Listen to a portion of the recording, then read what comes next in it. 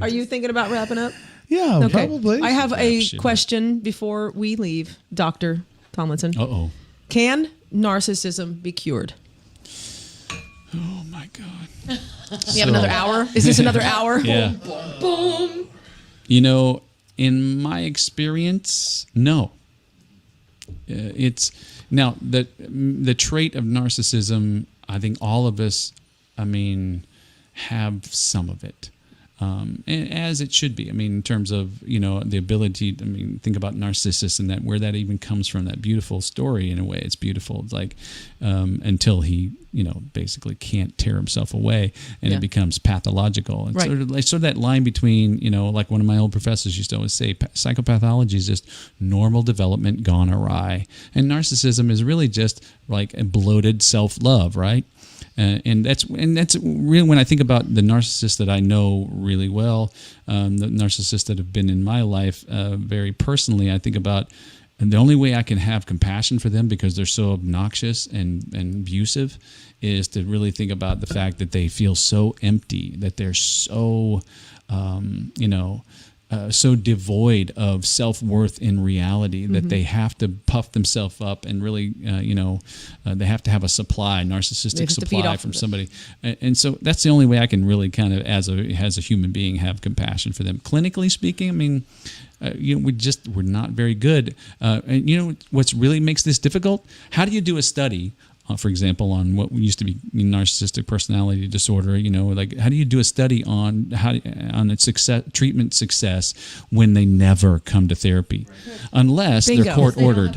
Unless they're court ordered, which also means they're probably antisocial personality disorder, and they're also doing all kinds of fucked up shit. Right. They don't have the self-awareness. They don't look at themselves, and so and also they know how to manipulate. So therefore, if they do go to therapy, they'll say what they need to say to get the hell out of there. Yep. And it's just a sad. I agree with you. Narcissism is very toxic, and it's everywhere. It's everywhere. It's incredible. It's in the water, it seems, and well, maybe not that. It's just that it's getting such play, and of course, narcissists. There's really good studies on this whole idea that narcissists actually tend to be, rise to higher levels in organizations. There are a lot of CEOs that are narcissists. You have to have some pretty bulletproof self-worth to think that you're worthy of being president of the United States, or being, a senator, or being a CEO, or whatever. So there's that tension again between, healthy self-worth that allows you the energy and the what it takes to succeed in that, without going over the line. Like the scripture says, let no man think more highly of themselves than he should. That's really the essence. Mm-hmm. How highly should I think of myself? Right. I should think that I'm fearfully and wonderfully made. I should think that I can make an incredible impact on people, and then I should not be an asshole about it. Yes, exactly. And yep.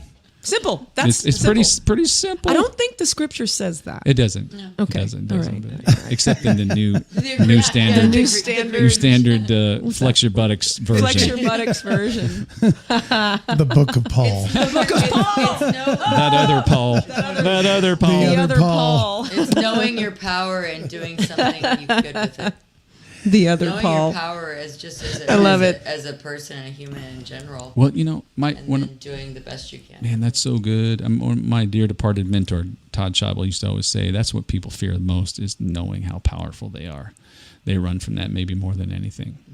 And by the way, I'm going to do a pitch again. Take the VIA survey, the Values and Action Survey, and find out why you're powerful. Find out what makes you tick. Find out the constellation of character strengths that makes you the human being that you are.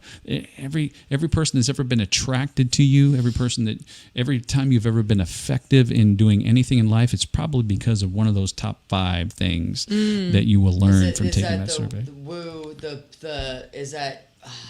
Well, I'll give you this. We'll talk about that when we get off here. Yeah, it's a cool, and it's not one of those pop psychology things. It's actually based on some real good science, and I highly recommend it. It can change people's lives. I used it one time.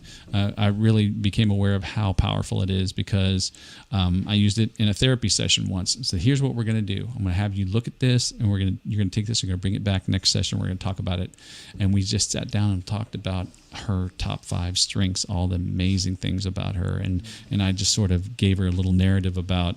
I bet that means that you are, that people see you at. One of your top 5 is curiosity. I bet that means that you're really cool to sit next to on a plane because you ask questions and people, and not bug the shit out of them, but that you ask questions and make people feel like you're interested in their lives and da da da. And by the time we got done just talking about those things, she was in tears, and it was like nobody's ever told me those things. I just expected to come in and have you tell me all the things that are wrong with me. Right. And by the way, I don't know about you, but I'm pretty aware of my faults. And I don't need anybody probably to tell me any more. I mean, maybe if I develop really new ones, but I'm pretty familiar, pretty hip to the old ones. At this point. I don't need to be reminded of them, but I could really use a reminder now and then that I've got some good stuff going on too. Everyone. And and all of us need that. I know 4 people that I'm going to forward that information Good. to. I have in my head right now. Good. I'm not going to say their names, but I have 4 people in my head that I'm going to send that to. It's powerful medicine, and I ain't gonna lie about it. It's powerful medicine. Absolutely. And it's good. And stuff. we add that you should talk to people. Talk to people. Do everything you can to talk to people. Meet people. You ain't got to have a podcast. Meet new people. You You don't don't have Just to. sit down and talk, and don't be distracted don't by have to have a dancing or podcast. karaoke or live music. Literally just eye to eye. Sit down. And talk. that old, seek first to understand. it go. and then Seek be first to understood, understand. and then be understood. In that order. Yeah. You do that, you'll be a pretty good listener. Tune in live every Thursday night at 7 p.m. Central. On the Unsung Screamers Facebook page, YouTube channel, and Twitter. And check out our Unsung Screamers podcast. Wherever you get your podcasts.